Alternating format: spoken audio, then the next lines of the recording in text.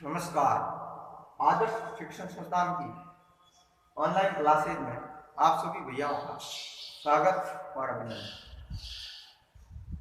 हम पढ़ रहे हैं कक्षा 8वीं के विज्ञान के अंतर्गत पहला पाठ है फसल उत्पादन एवं प्रबंधन। उसका हम आज 5वां चरण पढ़ेंगे, वो है खरपतवार से सुरक्षा। वैसे हमारे चरण है, एक चरण पीछे है, वीडियो एक क्रमांक आगे चलता है। बाकी हमारा वही है, हमने पिछले 5 वीडियो के अंतर्गत चौथा चरण पढ़ा था सिंचाई, और 5वां चरण आज खरपतवार से सुरक्षा। सबसे पहली बात तो ये आती है, खरपतवार होते क्या है। हमने देखा होगा जब हम फसल उगाते हैं तो फसल के साथ में और अन्य पौधे जिनकी हमने बुआई नहीं की, वो प्राकृतिक रूप से ही उस फसल के साथ उग जाते हैं। ऐसे उगने वाले पौधे को हम खरपतवार कहते हैं। हम कहते हैं घास, उस घास को उगाड़ करके हम पक्षियों को चारे के रूप में प्रयोग भी करते हैं, तो वो कहलाते हैं खरपतवार। तो यही परिभाषा होती है कि फसल के साथ प्राकृतिक रूप से उगने वाले आवासित पौधे, यानी कि जिनका महत्व नहीं है, वो पौधे कहलाते हैं खरपतवार। खरपतवार को हटाने की क्रिया है, उसको हम कहते हैं निराई। खरपतवार को हटाने की क्रिया को कहते हैं निराई, और मारवाड़ी में उसको क्या कहते हैं, मारवाड़ी में कहते हैं निदान करासा। निदान करासा, निदान उसको हिंदी जो शब्द है वो है हमारा निराई, यानी कि उसके अंतर्गत हम कभी कभी खुरपी का भी प्रयोग करते हैं हाथ के द्वारा, और इसके अलावा कभी कभी उसको कहते हैं दराती। दराती के द्वारा तो काटा जाता है, सूड़िया कहते हैं, उसके द्वारा हम खरपतवार हटाने के लिए यंत्रों का उपयोग करते हैं, जिसको यानी कि वे यंत्र जिनकी हाथ की सहायता से खरपतवार को हटाया जाता है। खरपतवार को हटाना क्यों आवश्यक है? यदि ये पौधे के साथ वैसे ही बने रहे तो क्या प्रभाव पड़ेगा?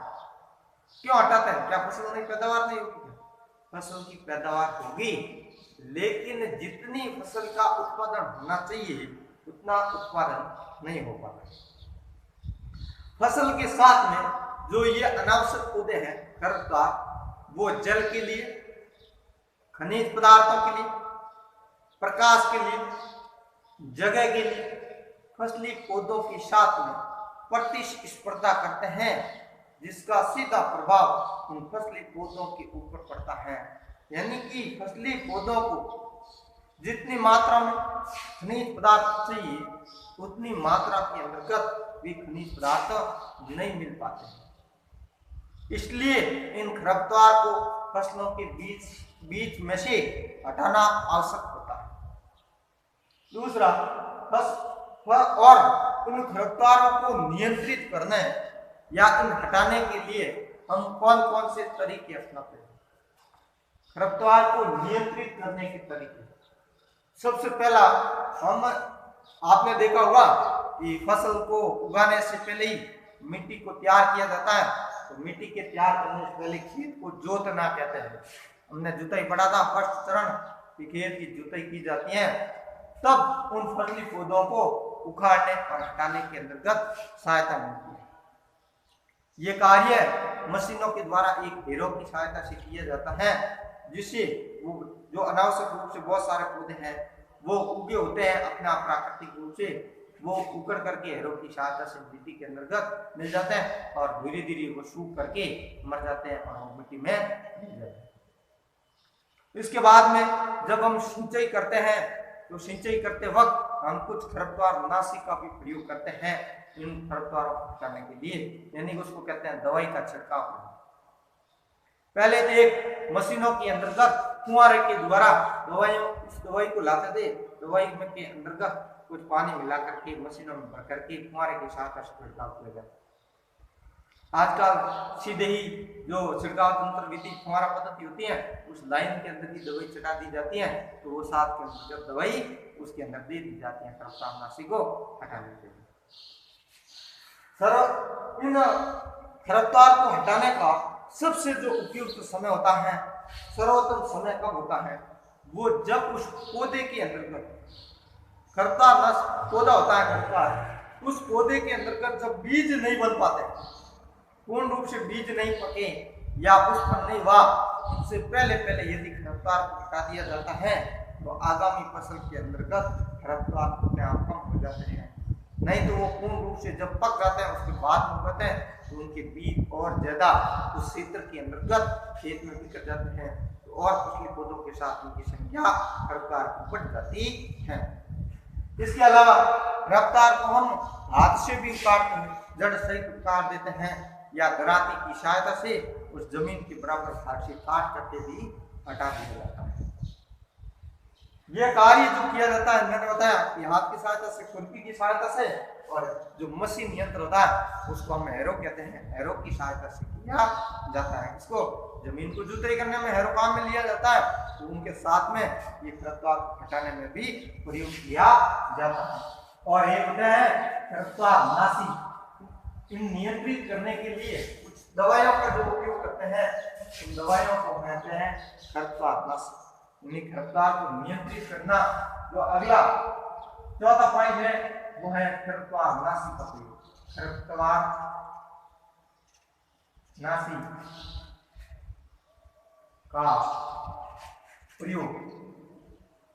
इन खरपतवार नाशी के उपयोग करने से कुछ दवाइयां होती हैं, उनको खरपतवार नाशी कहते हैं।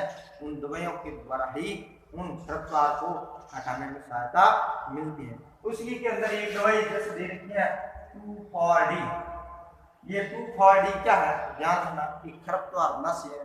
इसका उपयोग खरपतवारों को या अनावश्यक पौधों को हटाने में सहायता मिलती है। मशीन के अंतर्गत फुहारे की सहायता से उस खेत के अंतर्गत छिड़का जाता है। इसका पूरा जो नाम होता है, पूरा नाम ये ध्यान रखना, इसका कभी पूछ लिया जाता है कि 2,4-D का पूरा नाम क्या होता है। 2,4-डाई क्लोरो फिनॉक्सी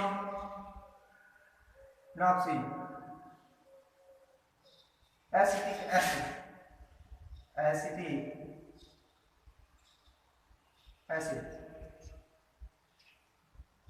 हो सकता है कि थोड़ा सा नाम है वो बहुत बड़ा है। खरपतवार नाशी जितने भी आते हैं उनके नाम बड़े होते हैं, तो ये थोड़ा सा नाम बड़ा है। 1-2 बार 3-4 बार पढ़ोगे तो याद हो जाएगा। ये थोड़ा नाम बड़ा है, याद करने की कोशिश करना कि 2,4-डाई क्लोरो फिनॉक्सी एसिटिक एसिड, इसका पूरा नाम होता है एसिटिक एसिड। इसका उपयोग खरपतवार नाशी को हटाने, जो छिड़कने वाला आदमी होता है उसका छिड़काव करने वाला दवाइयों का, वो भी सावधानी रखने की जरूरत होती है। अगर सावधानी नहीं रखते हैं तो स्वास्थ्य संबंधी कुछ बीमारी उत्पन्न हो जाती है, जैसे अस्थमा है, सांस की प्रॉब्लम हो जाती है, या पाचन तंत्र से संबंधित समस्या हो जाती है, यानी कि वो श्वसन के माध्यम से, मुंह के माध्यम से हमारे शरीर के अंदर चले जाते हैं, तो वो हमारे लिए हानिकारक हो सकते हैं। इसलिए इन खरपतवार नाशी का प्रयोग करते समय हमें सावधानी रखने की आवश्यकता होती है। अगले हम नेक्स्ट वीडियो के अंतर्गत इस 2 चरण हैं, इन 2 चरणों को पूरा कर लेंगे और पाठ फिनिश कर लेंगे। आज के लिए